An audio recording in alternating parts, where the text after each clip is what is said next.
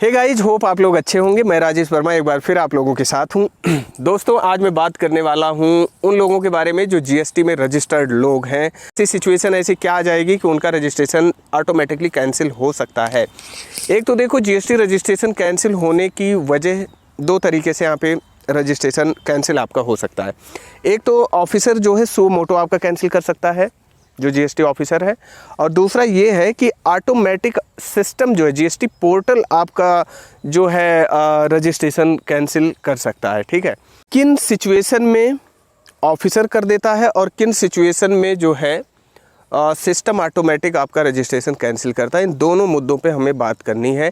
और ये बहुत ज़्यादा ज़रूरी है क्योंकि बहुत सारे टैक्स पेयर ऐसे हैं जो अवेयर नहीं है इस चीज़ से, उनको जानकारी नहीं है, उनका रजिस्ट्रेशन ऐसा कैंसिल हो रहा है कि उनको पता ही नहीं चल रहा है ये रीज़न क्या है, रीज़न बिहाइंड द सीन क्या चल रहा है, क्यों हमारा जो है जीएसटी रजिस्ट्रेशन कैंसिल हो रहा है। तो उसके ऊपर हम लोग बात करेंगे।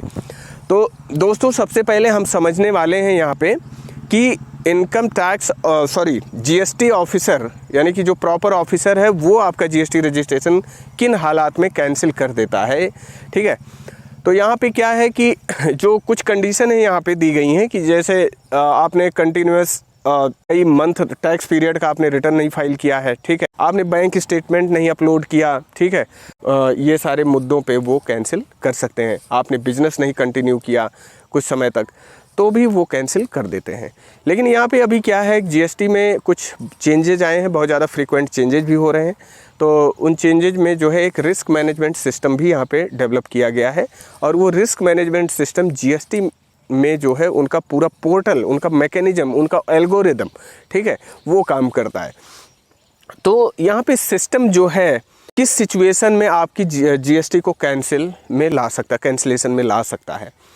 तो यहाँ पे सिचुएशन ये है कि जहाँ पे जीएसटी आर 2A और 2B में जो इनपुट टैक्स क्रेडिट आते हैं आपको, सप्लायर जो GSTR 1 में आपको क्रेडिट पास ऑन करते हैं, तो वो 2B में आपके रिफ्लेक्ट होते हैं। तो अब 2B वाला जो इनपुट टैक्स क्रेडिट है उसे आप 3B में पिक करते हैं।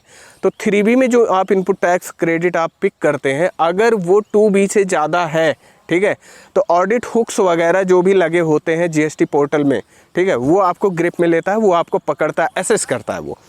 तो यहाँ पे रिस्क मैनेजमेंट सिस्टम यहीं पे काम करता है कि 2B में जो इनपुट टैक्स क्रेडिट है, क्या उससे ज़्यादा इनपुट टैक्स क्रेडिट आपने 3B में बुक कर रखा है।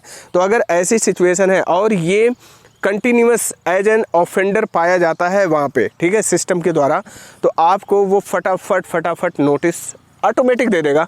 वहाँ पे ऑफिसर का कोई रोल नहीं है, वहाँ पे केवल एंड केवल पोर्टल, जीएसटी का पोर्टल ही आपको जो है कैंसिलेशन का नोटिस दे देगा।